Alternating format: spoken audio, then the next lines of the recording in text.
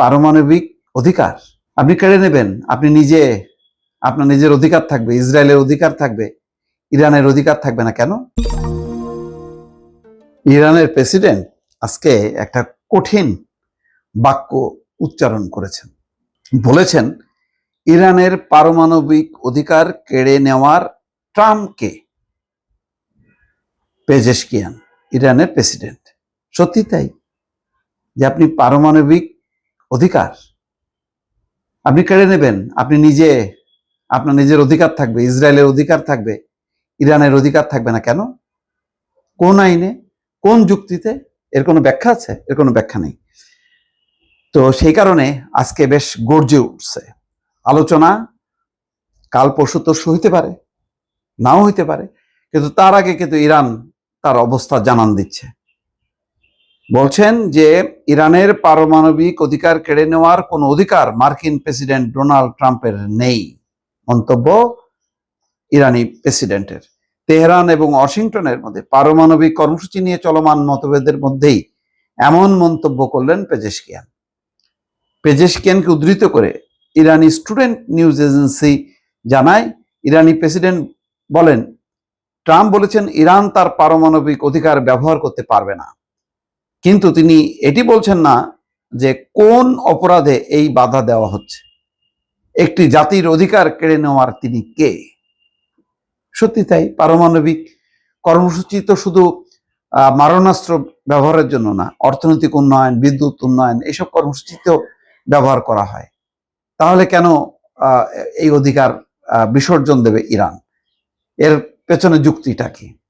প্রশ্ন হচ্ছে যে ইরান এই ইউরেনিয়াম সমৃদ্ধ করে সে কি পারমাণবিক বোমা বানাবে, অস্ত্র বানাবে, নাকি তার কর্মসূচি সে আগাবে অন্যান্য যেটা, এবং সেখানে তারা আমেরিকাকেও সংযুক্তির পরামর্শ দিয়েছে, কিন্তু আমেরিকা গলা টিপে ধরতে চায়। তার উদ্দেশ্যটা হলেই যে ইরানের যাতে কোনো রকম সক্ষমতা না থাকে অস্ত্র তৈরির, এমনকি ক্ষেপণাস্ত্র তৈরির, যাতে ইসরায়েল আক্রান্ত হইতে না পারে।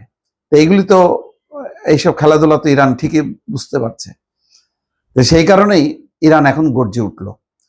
পারমাণবিক ইস্যুতে দুই দেশের মধ্যে দীর্ঘদিনের বিরোধ এবং সাম্প্রতিক উত্তেজনার প্রেক্ষাপটে ইরানের এই প্রেসিডেন্ট এই কড়া প্রতিক্রিয়া জানালেন। দর্শক, তো এখন কি হবে? এর ফলে আলোচনা কি ভেস্তে যাবে, নাকি আলোচনা অব্যাহত থাকবে? এটা একটা বড় প্রশ্ন।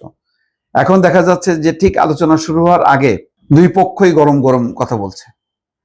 মানে আমেরিকা বলছে এইটা করতে হবে, ওইটা করতে হবে, নতুবা কঠিন মূল্য দিতে হবে।